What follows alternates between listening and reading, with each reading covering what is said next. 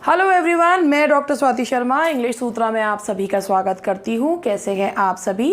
आज है हमारा डे 19 जो हमारी स्ट्रैटेजी चल रही है और आई होप कि आप इससे आपको कुछ बेनिफिट मिल रहा है। अगर बेनिफिट मिल रहा है तो बहुत अच्छी बात है, नहीं मिल रहा है तो मैं तो कोशिश करूँगी कि और बेटर इससे करूँ। अच्छा, मेरे पास यह है कि मैम नंबर ऑफ़ क्वेश्चंस जो है वो बढ़ा लीजिए। तो मैं रोज़ जो है वो जितना कर सकती हूँ उतना कर रही हूँ, क्योंकि मुझे एक्सप्लेन भी करना होता है। तो नंबर ऑफ़ क्वेश्चंस मैं नहीं बढ़ा पाऊँगी, उससे फिर क्या होगा कि केवल क्वेश्चन लिया, आंसर बताया, वो बहुत सारे जगहों पे अवेलेबल है, आप वहाँ पर देख सकते हैं। मैं छोटा एक्सप्लेनेशन ज़रूर देती हूँ, इसीलिए क्वेश्चंस की संख्या थोड़ी कम रखती हूँ।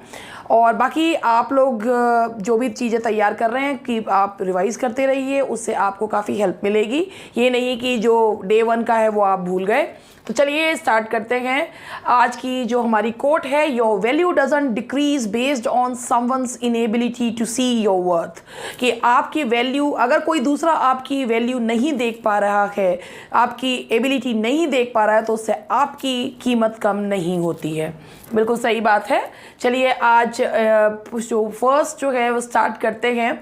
ये कोट है, I do not remember that any book or person or event in my life ever made so great an impression upon me as the play of Shakespeare. ये किसने कहा है कि मेरी ज़िंदगी में इतना अच्छा प्रभाव और किसी चीज़ ने नहीं डाला जितना शेक्सपियर के प्लेज ने। तो ये जो वर्ड्स हैं, ये जो इतनी खूबसूरत सी कोट है, ये कही गई है, ये गोठा, ये एक जर्मन पोएट है और स्टेट्समैन थे, उनके द्वारा कही गई है।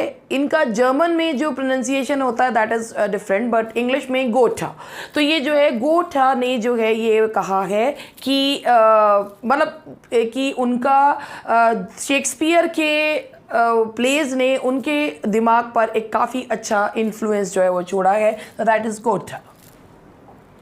Now the next question is, Helen's cheek but not her heart, Cleopatra's majesty, Atlanta's better part, sad Lucretia's modesty, who is referred here? Shakespeare की कौन सी हीरोइन के बारे में ये शब्द कहे गए हैं? तो ये शब्द कहे गए हैं शेक्सपियर की बहुत ही प्यारी हीरोइन जिसका नाम है रोज़लिंड। एज यू लाइक इट में रोज़लिंड के बारे में ये कहा गया है। जो रोज़लिंड जिसका जो सोर्स है दैट इज़ लॉर्ड्स रोज़लिंड, और वहाँ से जो है ये उन्होंने जो प्ले की जिसे कहना चाहिए सोर्स जो है वो उनका लिया गया है। और as you like it play में she is a very powerful women, embodiment, she is the epitome of a powerful women. तो ये जो है रोज़लिंड के बारे में, Helen's cheek but not her heart, कि हेलेंस की जैसी खूबसूरती मगर उसके जैसा दिल नहीं, क्लियोपेट्रा की जैसी शान, अटलांटा की जैसा बेटर पार्ट, सैड ल्यूक्रेशिया की modesty, who is referred here, that is none other than रोज़लिंड।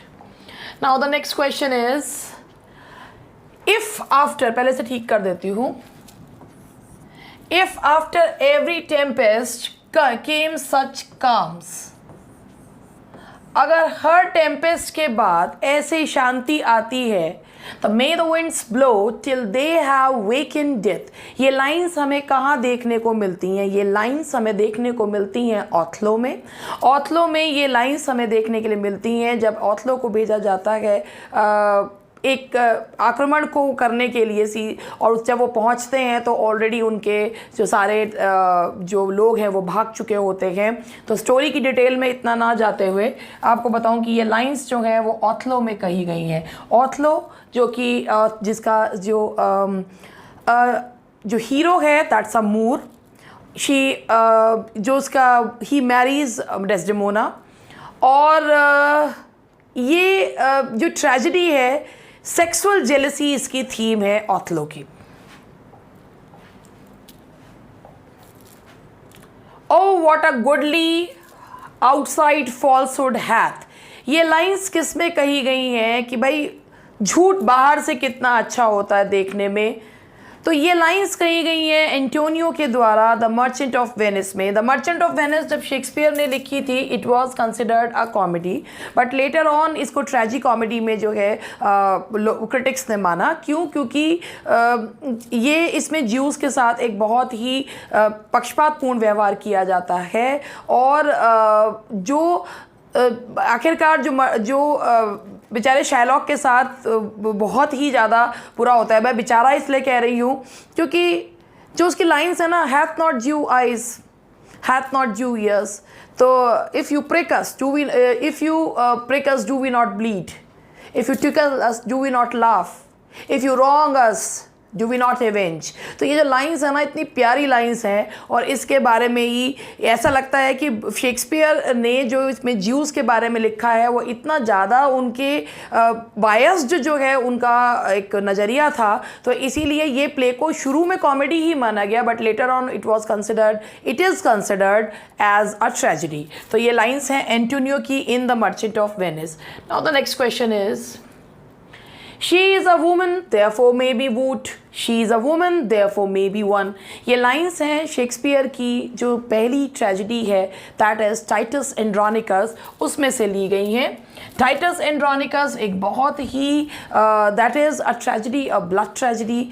बहुत ही ज़्यादा उसमें बहुत सारा कत्ल हैं और कैनिबलिज्म है, बहुत कुछ है उसके अंदर, वो टाइटस एंड्रोनिकस के अंदर। एंड कहते हैं कि एलिजाबेथ के समय में ये इस तरीके के प्लेस जो हैं, the audience used to enjoy these types of play a lot. बहुत ज़्यादा जो है ऑडियंस इस तरीके के प्लेस को पसंद किया करती थी। तो ये लाइन्स हैं टाइटस एंड्रोनिकस की। Now the next question is, who in Shakespeare's Hamlet mumbles a song from the book of songs and sonnets known as Trottle's Miscellany? ये हैमलेट के उसमें कौन गाना गाता है Trottle's Miscellany के उसमें से?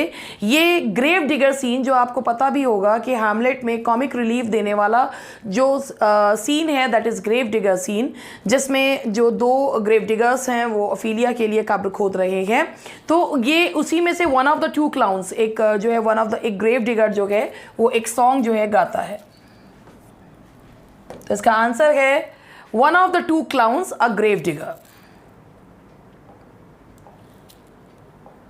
अब इस क्वेश्चन को देखिए, the quotation that which we call a rose by any other name would smell as sweet. ये lines what is in the name, ये लाइन्स बहुत ही फेमस प्ले की लाइन्स हैं, रोमियो एंड जूलियट, जो कि एक ट्रेजेडी ऑफ सर्कमस्टांसेस है और बिल्कुल मतलब कि छोटे बिल्कुल टीनेज हीरो एंड हीरोइन है और जस्ट बिकॉज ऑफ मिसअंडरस्टैंडिंग और उनकी मृत्यु हो जाती है। और ये प्ले जो है बहुत बार जो है इसको फिल्म्स में जो इसको बनाया गया है, इस प्ले को मतलब इस प्ले से जो काफ़ी वो ली गई है, इससे प्रेरणा लेकर काफ़ी सारी मूवीज़ बनाई गई हैं। तो ये लाइंस जूलियट के द्वारा ही बोली जाती हैं। ये है रोमियो एंड जूलियट की lines. What is in the name, नाम में क्या रखा है?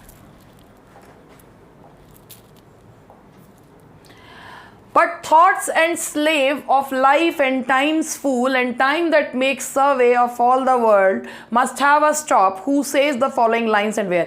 आप देख रहे हैं ये क्वेश्चन है, इसमें यही ऑप्शंस दे रखे हैं जो बुक मेरे पास, मतलब मेरे पास तो वैसे सारी किताबें रहती हैं जिनमें से मैंने ये क्वेश्चंस लिए हैं। अब आपको मैं ये बताऊं, ये चारों ऑप्शन गलत है। अब आप अगर मुझसे ये कहें कि मैम अगर इस तरीके से आ जाए तो हम क्या लगाएं, अब मुझे एक बात बताइए भाई, जानबूझ के तो हम गलती कर नहीं सकते ना। अगर मान लीजिए अनजाने में गलती हो जाती है तब तो हो जाती है तो हो जाती है, लेकिन अगर मुझे पता है कि कोई चीज़ ये नहीं है तो मैं आपसे कहूँ कि भाई अगर ना हो तो आप ऑप्शन में ये लगा दीजिएगा। जैसे कल मैंने एक क्वेश्चन बताया था कि जो मिल्टन का सैटर्न जो है far more superior than is moral being God से, और ये शैले ने कहा है, तो उसमें ऑप्शन में हैजलिट बुक्स में दिया हुआ है। तो उन्होंने मुझसे किसी ने पूछा था कि मैम क्या करें, तो देखिए मैं इस विषय पे कुछ नहीं बोल सकती। मैं इसलिए कुछ नहीं कह सकती क्योंकि मैं सब कह रही हूँ, मैं गलतियाँ मुझसे भी होती हैं और हर इंसान से गलती होती है, लेकिन अगर मुझे कोई चीज़ सही पता है तो मैं आपसे ये नहीं कह सकती कि इसकी जगह आप ये लगाए आना। भाई मेरा काम है सही बताना, वो मैंने आपको बता दिया। अब आगे क्या वो मैं कुछ नहीं कह सकती उस विषय में। तो जैसे ये क्वेश्चन है, इसके सारे ऑप्शंस गलत हैं। ये लाइंस जो है वो एक्चुअली है, ये लाइंस हैं ही नहीं, ये लाइंस हैं हेनरी फोर्थ की। ये हेनरी फोर्थ की लाइन है पार्ट 1 की, और ये कही गई हैं हॉटस्पर के द्वारा। ये हॉटस्पर के द्वारा ये लाइंस कही गई है। मैंने अभी इसमें से ये सारे ऑप्शन ही गलत हैं, सारे ऑप्शंस गलत हैं। अब बुक में जैसे ऑप्शंस थे हमने वैसे ही ऑप्शंस ले लिए, और आप लोगों को ये नहीं हम ठीक भी कर सकते थे, अब जानबूझ के नहीं लिया क्योंकि ये आपको बताने के लिए कि भाई ये ऑप्शंस गलत हैं। और हेनरी फोर्थ में हॉटस्पर के द्वारा ये लाइंस जो हैं वो बोली गई हैं कि but thoughts are the slaves of life and time's fool and time that makes survey of all the world must have a stop। तो ये लाइन जो है वो हेनरी फोर्थ में हॉटस्पर के द्वारा बोली गई है। Now the next question is which document is considered most significant to work out a chronology of Shakespeare's play। अगर हम ये कहें कि शेक्सपियर की भाई अर्लीस्ट क्रोनोलॉजी बनाने के लिए कौन सा डॉक्यूमेंट जो है वो माना जाएगा, तो ये है आपका फ्रांसिस मैरिस का, ये फ्रांसिस मैरिस, ये है पैलेडिस टैमिया। पैलेडिस टैमिया है ये विच पैलेडिस टैमिया, इसमें शेक्सपियर के प्लेस का वर्णन और उनकी क्रोनोलॉजी हमें सबसे पहले देखने को मिलती है। तो ये है फ्रांसिस मैरिस का। शेक्सपियर की कौन सा डॉक्यूमेंट सबसे ज़्यादा सिग्निफिकेंट माना जाता है, दैट इज फ्रांसिस मैरिस का पैलेडिस टैमिया। Our bodies are our gardens to which our wills are gardeners, the given words are from the speech of। ये लाइन्स हैं इयागो की। इयागो जो कि जिसे के लिए कहा जाता है मोटिवलेस मेलाइनिटी, जिसके लिए वर्ड यूज़ किया जाता है। इयागो जो कि विलेंस का विलेन है, ऑथलो में है, और ये लाइंस उसके द्वारा बोली गई हैं कि हमारी बॉडी जो है वो गार्डन्स की तरह है और जिसमें हमारी जो इच्छा शक्ति है वो गार्डनर्स हैं। तो ये लाइंस हैं इयागो की। Unhappy that I am, I cannot have heave my heart into my mouth। I cannot heave my heart। ये लाइन्स हैं किंग लियर में से कॉर्डिलिया की लाइन्स हैं, जब किंग लियर अपना जो राज्य है वो अपनी तीनों बेटियों में बराबर बांटना चाहते हैं और वो तीनों बेटियों से पूछते हैं कि कौन मुझे कितना प्यार करती है, जिसमें कॉर्डिलिया जो है she is unable to express her feeling, और उसमें कहते हैं मैं उतना ही प्यार करती हूँ बाय माई बॉन्ड, कि जितना एक बेटी को एक अपने पिता से करना चाहिए। तो उस चीज़ को सुनकर लियर पसंद नहीं होता और इस बात पर कॉर्डिलिया कहती है कि मैं बहुत दुखी हूँ कि मैं अपने दिल की भावनाओं को आपको अपने शब्दों से नहीं बता सकती। तो ये लाइन्स हैं कॉर्डिलिया की किंग लियर में। All perform their tragic play, all struts Hamlet, this is Lear, that is Ophelia, that Cordelia, these lines have been taken from। अब देखिए क्वेश्चन ना कहीं से भी आ जाता है। अब शेक्सपियर पे तो इतने लोगों ने काम करा है, तो अब आप ये देखिए कि ये जो लाइंस हैं ये ली गई हैं लैपिस लैजुली, और ये जो है ये पोएम है, लिखी है ये पोएम W.B. ईट्स ने।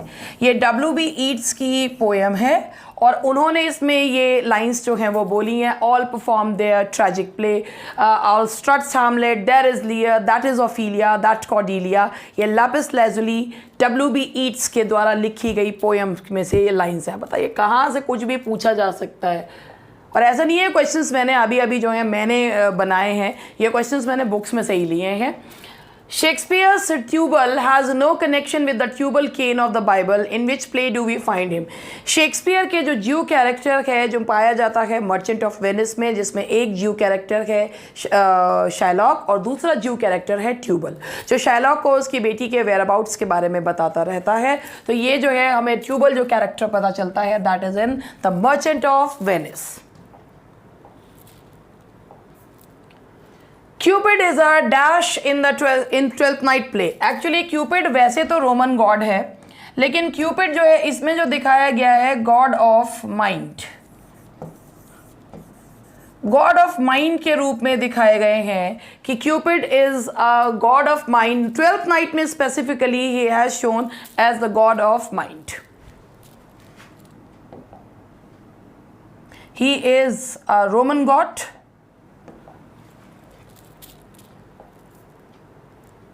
The duration of the play Julius Caesar spreads over a period of Julius Caesar, जो कि शेक्सपियर का रोमन प्ले है, प्लूटार्क की लाइव्स में से जिसका सोर्स लिया गया है। जूलियस सीजर में सीजर के नाम पर यह प्ले होने के बावजूद Caesar is not the protagonist of this play. Brutus was the protagonist of this play, not Mark Antony भी नहीं थे। The protagonist was Brutus. ये जो प्ले है इसका ड्यूरेशन है 6 वीक्स। इस प्ले का ड्यूरेशन है 6 weeks. Who termed the later Elizabethan age as golden? किसने later Elizabethan age को golden कहा है? भाई लेटर एलिजाबेथन एज को गोल्डन इसलिए कहा गया है क्योंकि क्वीन एलिजाबेथ उन्होंने she was very fond of arts and other things, और वो जो है खुले हाथ से इन चीज़ों को जो है वो जब कहीं पर माहौल अच्छा होता है जब तभी लिटरेचर फलता फूलता है। अगर युद्ध हो रहे हैं या पैटर्न इस तरीके के हैं जो सपोर्ट ही नहीं कर रहे हैं कलाकारों को, तो लिटरेचर नहीं फलता फूलता। क्वीन एलिजाबेथ खुद भी इन चीज़ों में बहुत रुचि रखती थी, तो उनके समय में लिटरेचर बहुत ही फला फूला, arts, dramas and all that. तो इसीलिए इस एज को लेटर गोल्डन एज को लेटर एलिजाबेथन एज को गोल्डन एज कहा है C.P. स्नो ने। It is called Golden Age by C.P. Snow. Who has written Preface to Shakespeare? Preface to Shakespeare किसने लिखा है? That is written by Dr. Johnson. Dr. Johnson ने लिखा है Preface to Shakespeare. The bright day is done and we are for the dark. This line occurs in.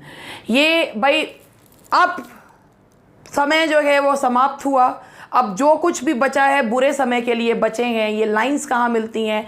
Antony and Cleopatra में। Antony and Cleopatra भी Shakespeare का Roman play है, Julius Caesar के एकदम बाद आया है, और ये कहानी जूलियस सीजर की, ये शेक्सपियर इसमें मान के चलते हैं कि एंटनी एंड क्लियोपेट्रा में कि people are very much aware of the incidents that happened in the play Julius Caesar. तो इससे पहले की जो घटनाक्रम है वो जूलियस सीजर में देखने को मिलता है। Now the next question is the critical essay Shakespeare's English Kings has been written by। अब आप ये देखिए, इसमें भी आपको जो है वो देखने को मिल रहे होंगे कि इलियट है, जॉनसन है, कॉलरिज है, हैजलिट है। कौन है इसका? तो भाई मैं आपको इसमें बताऊं कि इसमें भी सारे ऑप्शन गलत हैं। ये ऑप्शन इसमें नहीं है, ये ऑप्शन है इसका वॉल्टर पीटर। इसका ऑप्शन है वॉल्टर पीटर।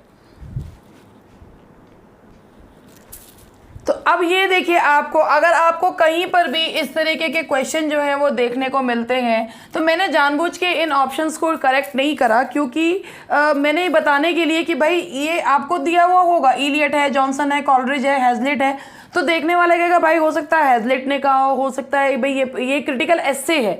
तो ये वॉल्टर पीटर के द्वारा लिखा गया है, इसमें सारे ही ऑप्शंस गलत हैं। ये लिखा गया है वॉल्टर पीटर के द्वारा, that is Shakespeare's English Kings. तो प्लीज़ इन चीज़ों को ज़रा ध्यान में रखिएगा। चलिए आगे हम बात करते हैं। नेक्स्ट क्वेश्चन है हमारा,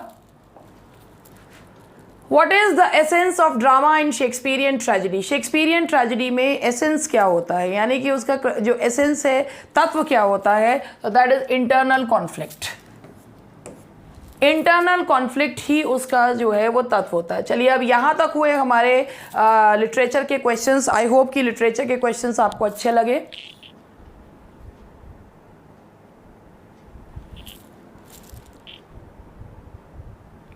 अब इसके आगे जो है वो हमारे जो क्वेश्चंस हैं वो ग्रामर के क्वेश्चन है, वही जो एरर वाले मैं करवा रही हूँ।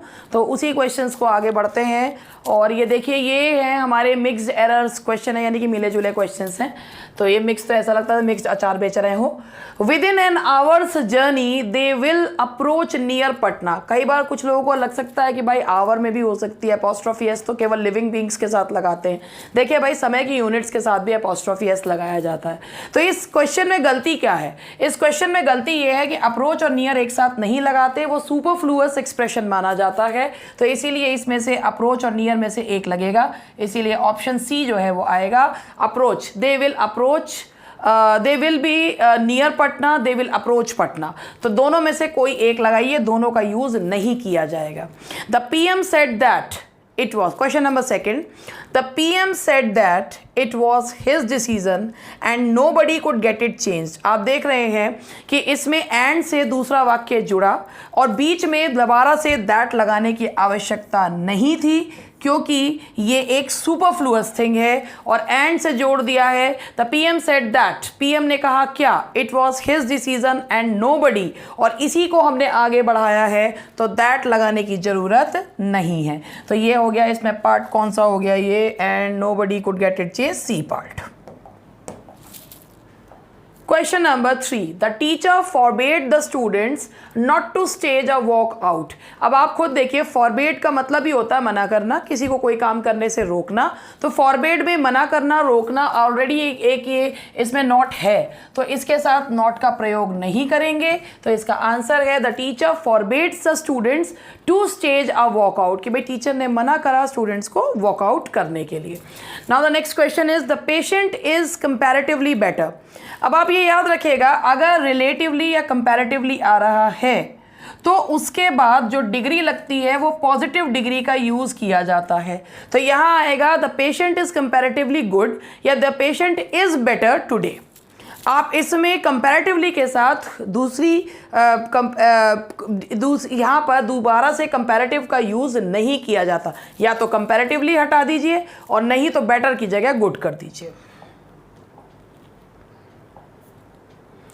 Yesterday in the night she came to dinner but ate very little because she was emotionally disturbed। Yesterday in the night, कल भाई जब बीती हुई रात की बात की जाती है तो उसे yesterday night या yesterday in the night नहीं कहा जाता, that is called last night। तो yesterday in the night नहीं आएगा, that will be last night। Last night का यूज़ जो है वो इसमें किया जाएगा। तो ऑप्शन है आपका इसमें the thing what he likes is not available hair. जो चीज़ उसे पसंद है वो यहाँ पे अवेलेबल नहीं है। अगर सेंटेंस में द थिंग आ रहा है तो वॉट नहीं यूज़ होगा, दैट यूज़ होगा। वॉट इसलिए नहीं यूज़ होगा क्योंकि वॉट जब यूज़ होता है तो बिना किसी एंटीसीडेंट के वो यूज़ किया जाता है। वॉट एंटीसीडेंट नहीं लेता है एज अ रिलेटिव प्रोनाउन भी, it doesn't take any antecedent. तो यहाँ पे है the thing that he likes is not available here।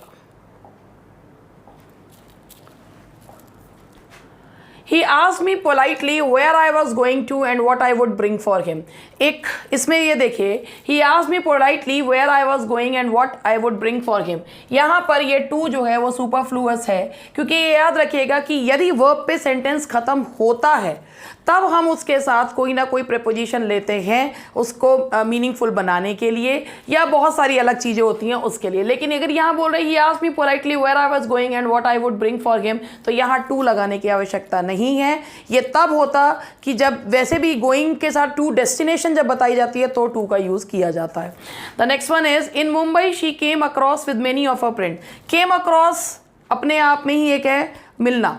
In Mumbai she came across many of our friends, इसमें विद जो है वो सुपरफ्लुअस दिया हुआ है तो आपको यहाँ पर विद लगाने की ज़रूरत नहीं है। जैसे इसमें एरर इस तरीके से भी आती है सडनली केम अक्रॉस या केम अक्रॉस विद, ना तो सडनली लगाते हैं ना विद लगाते हैं। केम अक्रॉस का मतलब ही होता है अचानक से मिलना। And now the next question is two recent incidents amply illustrate about the present political condition of the country. Illustrate का मतलब ही होता है, जैसे कल मैंने आपको बताया था डिस्कस के साथ अबाउट नहीं लगाते, ऐसे ही इलस्ट्रेट के साथ अबाउट लगाना एक सुपरफ्लुअस है। इलस्ट्रेट मतलब व्याख्या करना, तो के बारे में उसके लिए लगाना एक सुपरफ्लुअस एक्सप्रेशन है। Throughout the whole year there was not a single day without some violence. Throughout और होल ईयर एक ही बात हो गई, थ्रू आउट द ईयर या द होल ईयर, तो दोनों में से एक ही लगाइए। Throughout the year there was not a single day without some violence, तो यहाँ पर थ्रू आउट और होल एक साथ जो है वो नहीं आएगा। सुपरफ्लुअस एक्सप्रेशंस हैं ये। And now the next question is The reason why most of the people commit crime is because they have not been properly educated। ये मैंने आपको एक बार पहले भी बताया था कि अगर सेंटेंस में the reason या the reason why आता है तो because therefore नहीं लगाते बल्कि that का यूज़ किया जाता है। The reason why most of the people commit crime is that they have not been properly educated। Many people don't hardly know। अब हार्डली के साथ नॉट का प्रयोग नहीं करेंगे। मैनी पीपल हार्डली नो, तो डोंट भी नहीं लगाएंगे। Many people hardly know about the real factors that have led the state to so many crisis, तो यहाँ पर आएगा ये हार्डली के साथ नॉट नहीं लगाएंगे। We stayed in Goa for a very short period of time. अब आप ये देख सकते हैं कि पीरियड और टाइम एक ही बात कह रहे हैं, तो for a very short period या for a very short time, तो यहाँ पे से आप हटा दीजिए टाइम का, very for a very short period. And then we returned home, फिर हम घर वापस आ गए। बहुत अच्छी बात है जी। She wanted to know whether it was the right and proper thing to do.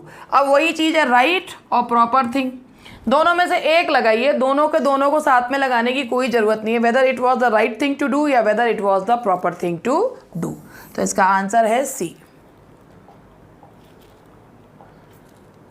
Nowadays she is living in foreign but her parents still live in India। still अगर आता है तो still जो है वो भी मतलब अभी तक के सेंस में देता है, यानी कि कंटिन्यूस टेंस में यूज़ किया जाता है। तो यहाँ पर आएगा but her parents are still living in India, तो ये भी सी पार्ट में एरर। अरे but a parents are still living in India, तो यहाँ पर हमारा जो है ये इसमें है, क्योंकि स्टिल जो होता है वो कंटिन्यूस टेंस में यूज़ किया जाता है। According to me every student of English literature must read all the best tragedies of Shakespeare. अब ये जो अकॉर्डिंग टू मी होता है ना, वो इस तरीके से दिखाता है जैसे कि हम ना, इंग्लिश जो होती है एक बहुत ही सॉफ्ट लैंग्वेज है। अब आप कहोगे मैम आप तो बिल्कुल भी जो है वो सॉफ्ट नहीं हो, ऐसे बोलती हो जैसे जो है कई लोग तो मुझे बोलते भी हैं कि मैम आपकी तो आवाज़ जो है वो दरोगाओं जैसी आवाज़ है। तो भाई ऐसा है ना कि हम अंग्रेज़ थोड़ी ना हैं, हम अंग्रेजी पढ़ा रहे हैं, मगर पढ़ाएंगे तो अपने हिंदुस्तानी स्टाइल में ही ना। तो अकॉर्डिंग टू मी जो है वो इंग्लिश जो है, इंग्लिश एक बहुत ही सॉफ्ट लैंग्वेज है। इंग्लिश में चीज़ें जो हैं अकॉर्डिंग टू मी, आप दूसरे को ओपिनियन लेते हुए बोल सकते हैं कि according to him, according to you, लेकिन जब खुद का कोई विचार जो है वो प्रस्तुत करते हैं तो अकॉर्डिंग टू मी की जगह बोला जाता है इन माई ओपिनियन। तो इन माई ओपिनियन जो है वो यहाँ पर आएगा, तो इसमें अकॉर्डिंग टू मी नहीं, that will be in my opinion. ठीक है, तो इसका आंसर है ए। Many pupils of this department are working as a teacher, as teachers in different public schools of the district। सबसे पहली बात हम करते हैं pupils और students में क्या फ़र्क होता है। जो अभी भी आपसे शिक्षा प्राप्त कर रहे हैं दे आर pupils, लेकिन जो शिक्षा प्राप्त करके जा चुके वो स्टूडेंट्स हैं। स्टूडेंट्स तो सारे ही होते हैं, लेकिन जो शिक्षा प्राप्त करके निकल गए, जो अभी तक शिक्षा ले रहे हैं वो pupils हैं। तो जो शिक्षारत हैं, अध्ययनरत हैं, दे आर प्यूपिल्स। तो भाई यहाँ पर अध्ययनरत की बात नहीं की जा रही है, उनकी बात की जा रही है जो पढ़कर जा चुके हैं। तो यहाँ लगेगा many students of this department. तो यहाँ हो गया हमारा ये 17 का आंसर हुआ ए।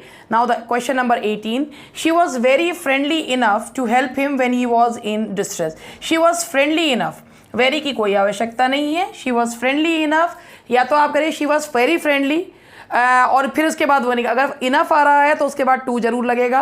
तो she was friendly enough to help him when he was in distress. तो यहाँ पर वेरी की कोई भी आवश्यकता नहीं है, सुपरफ्लुअस एक्सप्रेशन है।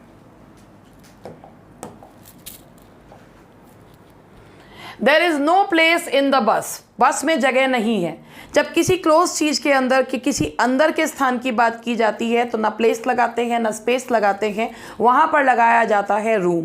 There is no room in this compartment, there is no room in this room. जब किसी चीज़ के अंदर की जगह की बात की जाती है तो प्लेस नहीं रूम का यूज़ किया जाता है, इसलिए यहाँ प्लेस नहीं रूम यूज़ करेंगे।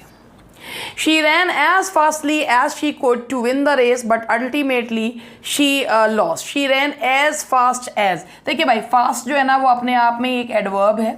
आप ये मत सोचिएगा कि ly लगा कर वो एडवर्ब बनता है, फास्ट ही एडवर्ब है और एज के बीच में एडवर्ब की भी पॉजिटिव डिग्री का यूज़ किया जाएगा। तो शी रैन एज फास्ट, क्योंकि भाई रैन के बाद एडवर्ब ही मॉडिफाई करेगा और फास्ट ही एक एडवर्ब है। तो इसका आंसर हुआ आपका पार्ट बी। और इसी के साथ आज की सभा यहीं समाप्त होती है। थैंक यू वेरी मच, मिलते हैं कल। Bye bye, take care, keep studying.